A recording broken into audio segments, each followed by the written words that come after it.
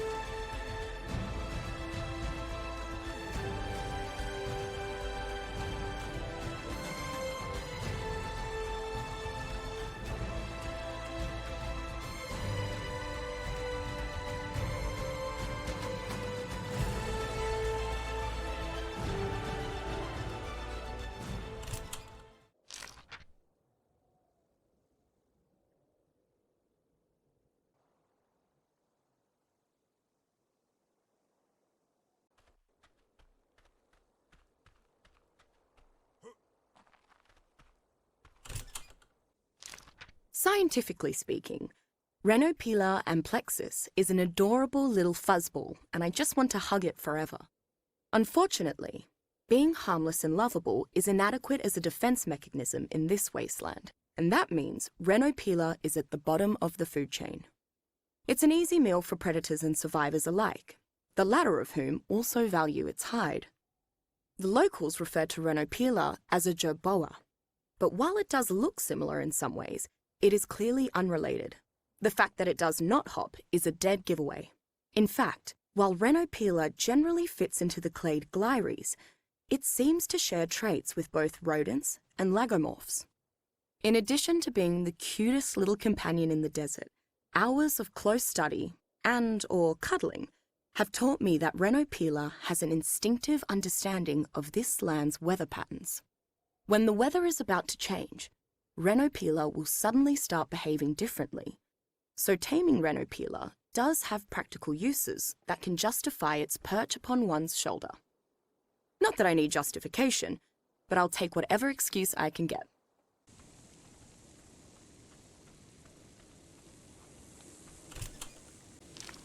Scutinphora putus is a fast-flying insect that comes in two varieties, visually distinct only in the red or green markings on its exoskeleton. Biologically and behaviorally, they are practically the same.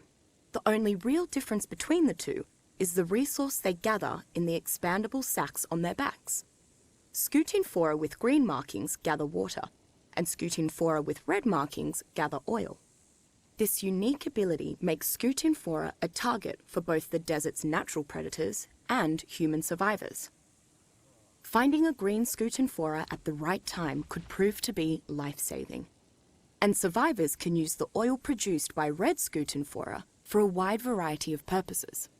Like many of the insects on the island, Scutinphora cannot be tamed. Beyond the resources obtained while hunting it, survivors will find no use for it.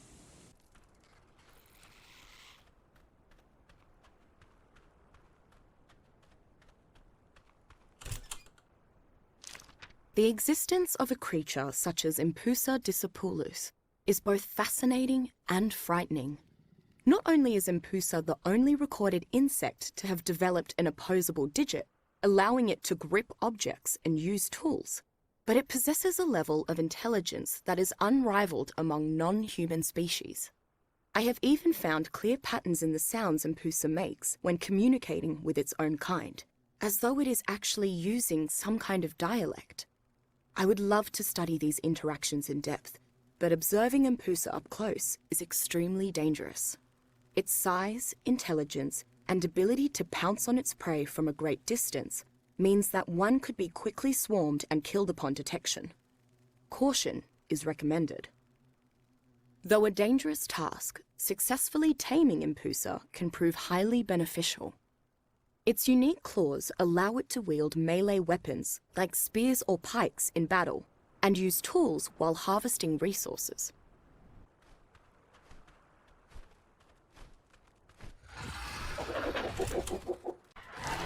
Morellatops dromedarius seems to be a relative of both the Morellodon and Ceratops genuses, which in itself is rather strange.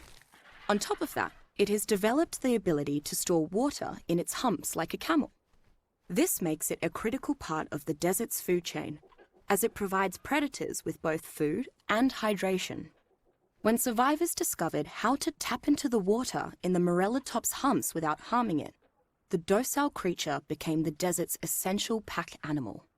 Not only can it carry a good amount of weight, but it can provide survivors with a large, mobile water source that can mean the difference between life and death on any given journey. Morellatops has limited options when it comes to self-defense, so I would not recommend taking one into combat. However, so long as survivors don't forget to let Morellatops stop by a well every now and then, they will find the creature an invaluable companion.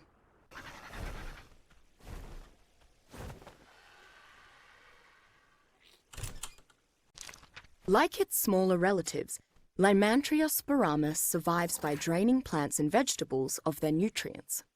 Given the desolate nature of the region, that makes its options rather limited. But fortunately, its relationship with the desert's plants is symbiotic. In addition to pollinating them, the spores it releases help nourish the harsh desert plants. When attacked, the slow-moving Lymantria immediately takes to the air and flies almost straight up while releasing spores. While the spores are nutritious to most plants, they are highly poisonous to most other organisms. Lymantria is occasionally used as a one-man flying mount, but its ability to produce silk and spores is often considered more valuable due to its slow flight speed.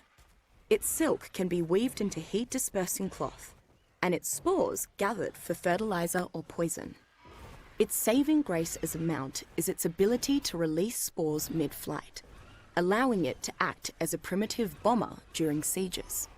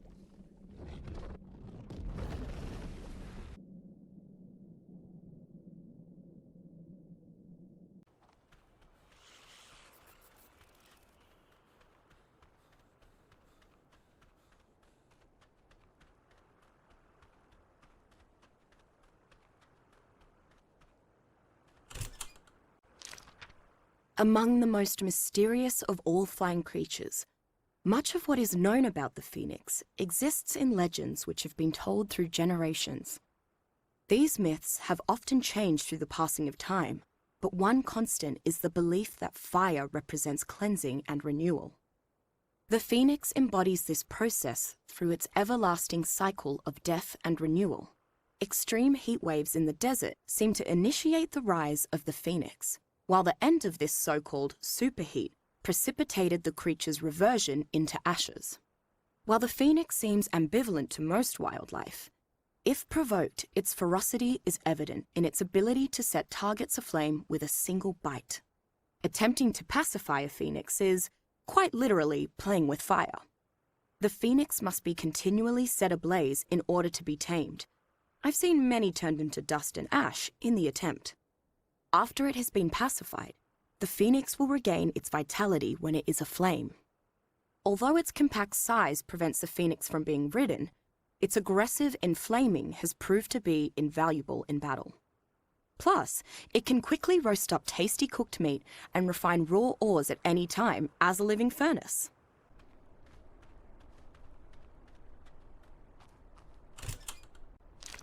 Colossus petrum is like no creature I have ever encountered. There is no biological or historical precedent for it. Its nearest relatives exist only in legend. Mythical statues that could come to life, like the Golem of Prague. That makes it all the more dangerous. What survivor could possibly expect a seemingly benign rock formation to suddenly spring to life and attack them? Fortunately, Colossus petrum's massive size makes it quite slow, so I would advise most survivors to flee immediately if encountering it in the wild.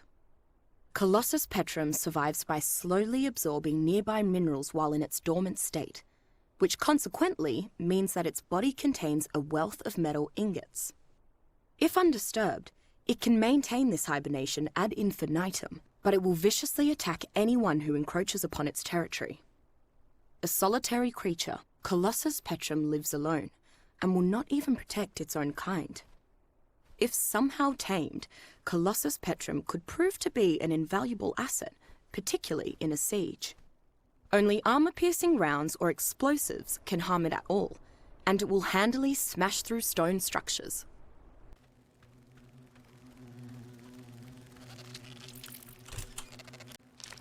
Though survivors have come to call these gargantuan reptiles spiny lizards, I believe that Moloch sagittarius' closest relative is the Australian thorny devil, Moloch horridus.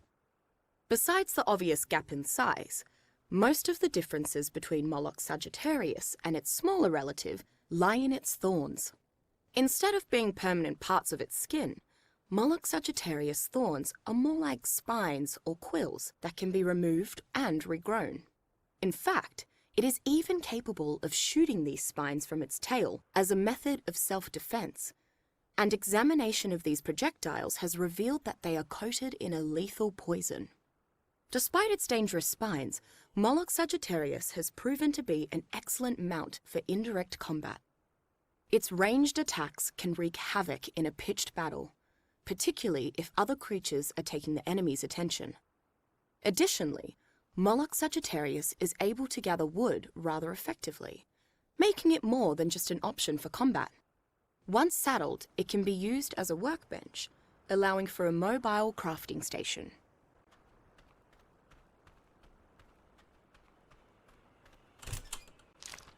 Torgos arcum appears to be a relative of Torgos trochiliotus and Torgos negavensis, commonly called lappet-faced vultures, which are native to the sands of the Sahara, Sahel, and Negev deserts.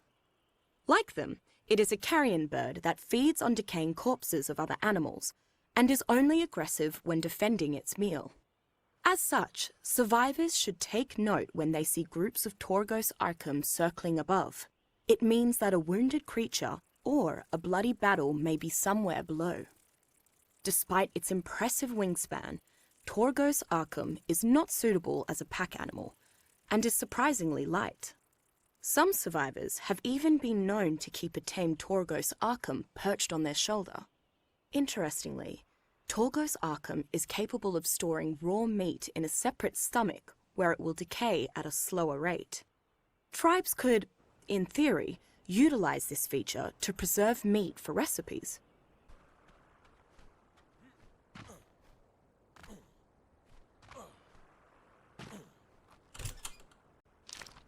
Like its relative from the island, the Draconis vipera that inhabit the aptly named dragon trenches are creatures straight out of European legend. Aside from size, the main difference between Draconis vipera and its larger cousin is that the former possesses only 2 legs, like an avian. Otherwise, it is quite similar, with armoured scales, leathery wings, and the ability to spew projectiles from a pair of glands inside its mouth. The nature of these projectiles is tied directly to the colour of Draconis scales. Some spit fire, while others unleash poisonous acid or even bursts of bioelectricity. I can imagine no flying mount more deadly than Draconis vipera. Its strength, toughness, and ability to rain death upon one's enemies makes it unmatched in combat. The few creatures that it cannot immediately overpower, it can outmaneuver. The ridges on its back form a natural saddle, to the point where many riders preferred to ride Draconis bareback. Curious indeed. However, Draconis vipera is too resilient to domesticate once it has become an adult. It must be raised from an egg if you wish to garner its loyalty. Good luck finding and stealing one of those, though. Mother wyverns are extremely hostile and will pursue egg thieves with a vengeance. If you somehow manage to acquire a wyvern egg, you'll then need to take down a female wyvern and extract her milk to keep the baby alive.